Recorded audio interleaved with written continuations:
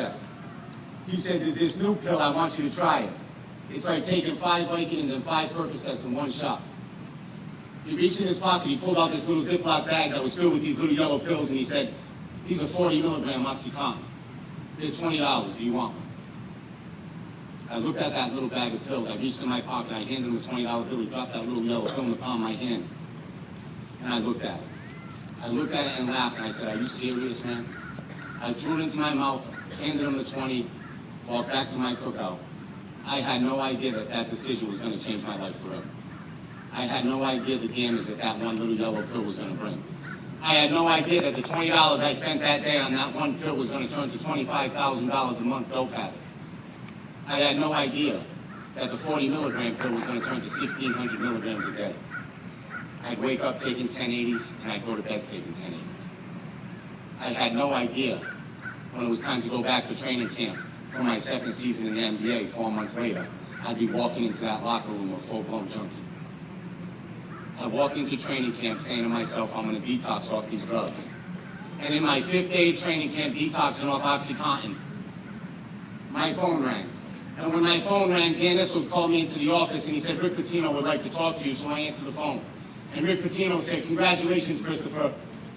I don't know if they've told you, but I just made you the newest member of the Boston Celtics. I sat there stunned. And he said, this must be a dream come true. Only 5 people in the history of the Celtics organization ever grew up in New England, put on the uniform. So this is quite an honor, and everybody's excited back home. We have a press conference scheduled at 12 o'clock tomorrow. Jump on the next flight. When I hung up that phone with Rick Pitino, I didn't call my mom and dad to say that little boy that was in your driveway since 4 years old, I'm now a Celtic. I didn't call my wife and my son saying I'm coming home tomorrow. I called the kid with the yellow pill. And I said, I have a press conference at 12 o'clock in the Boston Garden. I've been kicking these pills for 5 days. I don't know what's happened in my body. But can you please meet me in a parking lot? As I pulled into this parking lot in a limousine for my press conference, I got out of the limousine. There were people taking pictures. There were cameras. I walked into the arena. I held my press conference. I held my jersey. I told him it was a dream come true. I told him I couldn't wait to step on the parquet floor. I lied. I could care less about the Boston Celtics, man. All I could care about was getting into his car after that press conference, getting my 800 milligrams and ending his dope sickness. The press conference ended. I dropped my jersey. I got in his car. I got my 800 milligrams, and I never looked back.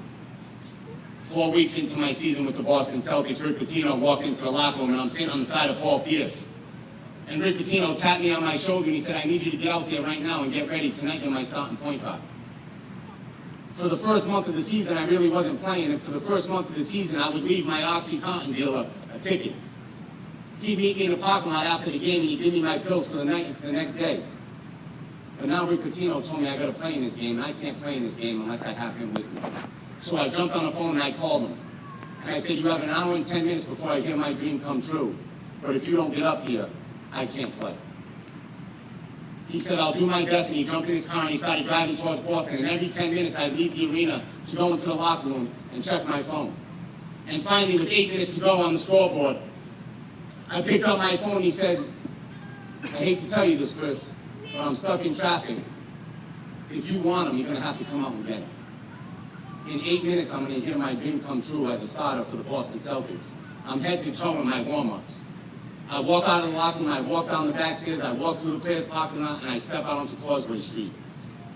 Head to toe in Celtics. Hundreds of people are passing me, pointing at me, saying, that's the kid, Chris Herren. As I stood there waiting for my Oxycontin dealer. Finally, 5 minutes later, he pulled up, he gave me my 800 milligrams. I threw it into my mouth, I ran back into the arena. When I came through the tunnel, I looked up at the clock, and there was 2 minutes left. 2 minutes later, they said, 6'2" guard from Fall River, Massachusetts.